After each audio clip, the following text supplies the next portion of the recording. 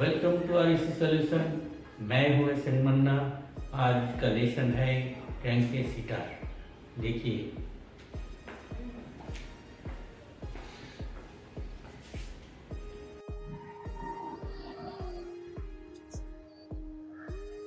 ये जो देख रहे हैं आप लोग कैंके सितार, ये कंप्रेसर के बेस के नीचे कैंके इसमें लगाया गया है।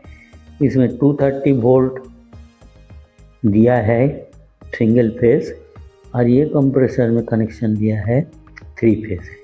कैंके सितार कंप्रेसर में लगाया गया है। तो पर्टिकुलरली जो रेफ्रिजरेंट जिसमें कैंके सितार का ज़रूरत पड़ता है वही हम लोगों का कैंके सितार लगाने पड़ेगा। Some refrigerants require that heat we apply to the crankcase of the compressor to keep the refrigerant from migrating to the oil during the off cycle or during any long period of time। जैसे इसमें बोला गया है कुछ refrigerants है जिसमें heat apply करना जरूरी है कैंक्रेस में, अब कंप्रेसर का कैंक्रेस में, क्योंकि उसमें रेफ्रिजरेंट माइग्रेटिंग ऑयल में रेफ्रिजरेंट माइग्रेट हो जाता, उसको रोकने के लिए ऑफ साइकिल में, मतलब जब हम ऑफ हो जाता, तेल ठंडा हो जाता, उस टाइम क्या रेफ्रिजरेंट माइग्रेट हो जाता, और क्या है बहुत दिन पड़ा रहता उसमें भी ठंडा रहता है, उसे तेल में रेफ्रिजरेंट माइग्रेट हो सकता, इसके लिए ज़रूरत पड़ता है। तो इसमें क्या है, migrating is the term used to describe refrigerant liquid और vapour entering the compressor crankcase और suction line during the off cycle. तो इसमें माइग्रेशन का मतलब होता है, यहाँ पे वर्णन किया गया है रेफ्रिजरेंट लिक्विड और वेपर क्या है, कंप्रेसर का क्रैंककेस के अंदर घुस सकता है, तो चाहे वेपर वाष्प हो या तरल हो उसी कंडीशन में आ सकता है, और सक्शन लाइन में भी घुस सकता है। कब होता है वो, जब ऑफ साइकिल में ये हो सकता है। In winter, most of the compressor leaving without crankcase, मतलब देखो crankcase के बगैर विंटर सीजन में बहुत सारे यूनिट ऐसे ही पड़ा रहता। If the unit starts without allowing some time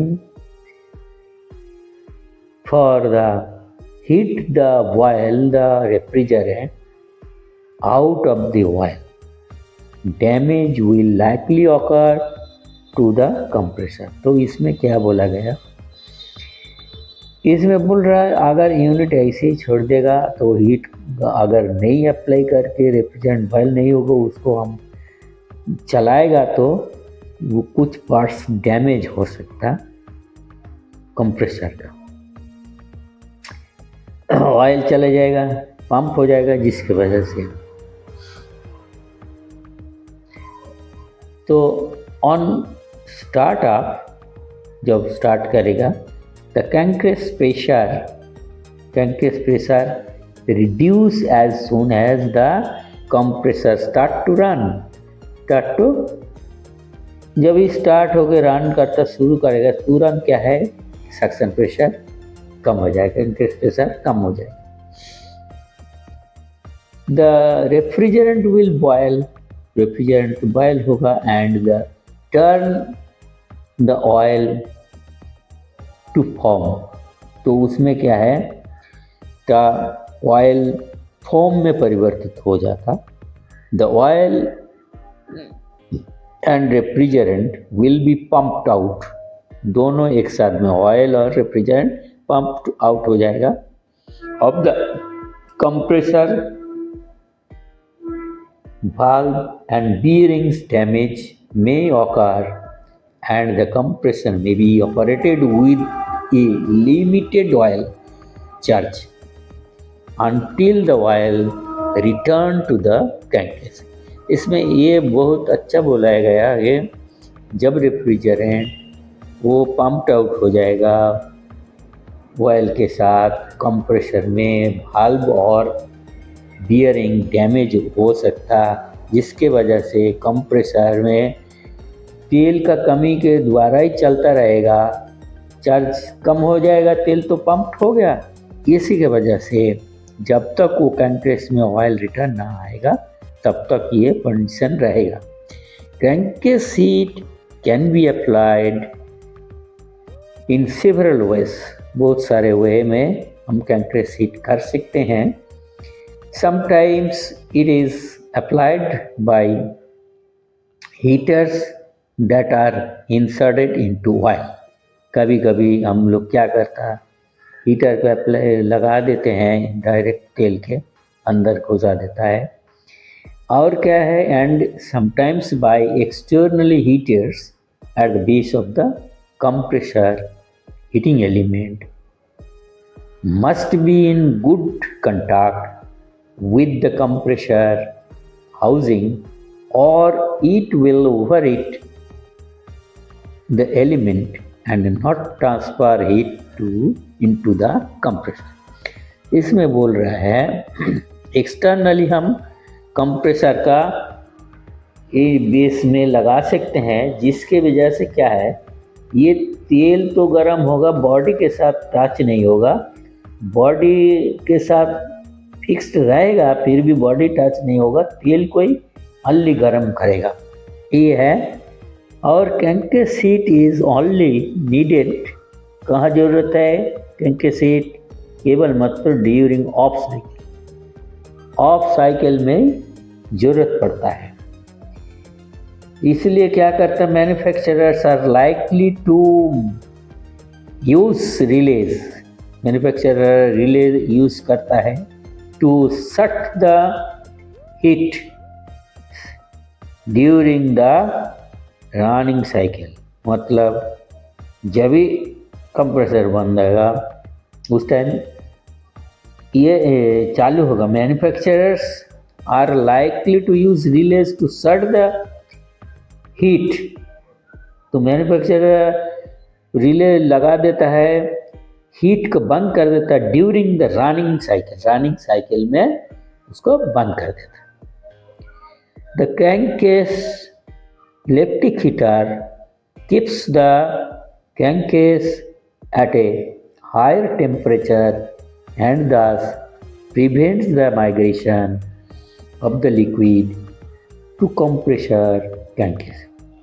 तो क्रैंककेस हीटर हम लोग क्रैंककेस में लगाते हैं हायर टेम्परेचर मेंटेन करने के लिए। ऐसे ही क्या होता, उसमें क्रैंककेस के अंदर लिक्विड रेफ्रिजरेंट माइग्रेशन को रोकते हैं।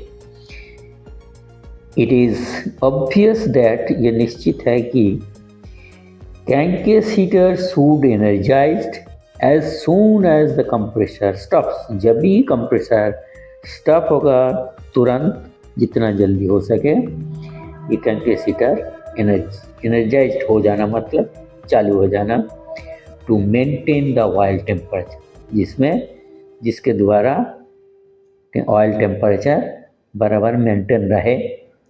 द हीटर यूज्ड आर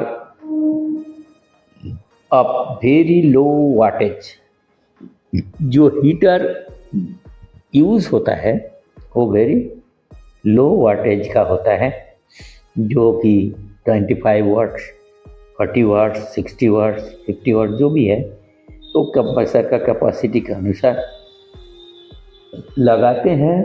वो मैन्युफैक्चरर लोग सेट करके देते हैं, बोल देते हैं कि इतना चाहिए, उसमें लिखा रहता है ऐसा चाहिए। The oil has to be kept warm, जहाँ पे हमारा ऑयल को गर्म रखना है, एज इट एब्जॉर्ब्स गैस, जो गैस को एब्जॉर्ब करता है, and the rate of absorption increases as the temperature of the oil fall। अच्छा, तो हमारा जब तेल का टेम्परेचर कम हो जाता, फल हो जाता, हमारा तो गिर जाता, तो कम हो जाता, जिसके वजह से वो एब्जॉर्प्शन ऑफ रेफ्रिजरेंट ज़्यादा हो जाता, जिसके वजह से तेल को गर्म रखना जरूरी है। The absorption of gas dilutes the oil. Gas absorb करने के बाद, शोषण करने के बाद वो मिक्सिंग हो जाता ऑयल के साथ, उसके फलस्वरूप रिजल्टिंग इन पूर lubrication can premature wear of the bearing sensor, जिसके वजह से तेल का कमी रहता, लुब्रिकेशन कम हो जाता, जिसके वजह से प्रीमेच्योर मतलब जो चीज़ खराब होने का नहीं था, बियरिंग और जर्नल्स, वो जल्दी खराब हो जाता उससे पहले। This will adversely affect the volumetric efficiency of the compressor.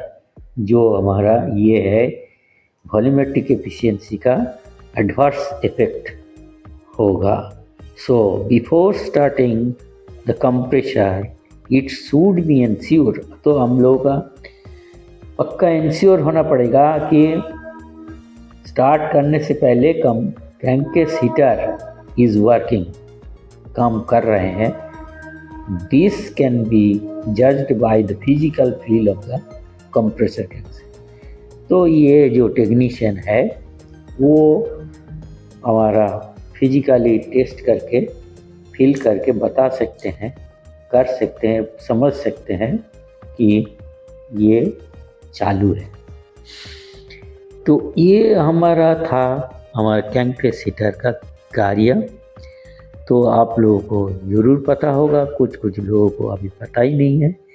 तो ये इतना सारे इन्फॉर्मेशन आप लोग के लिए बहुत ही फ़ायदेमंद होगा।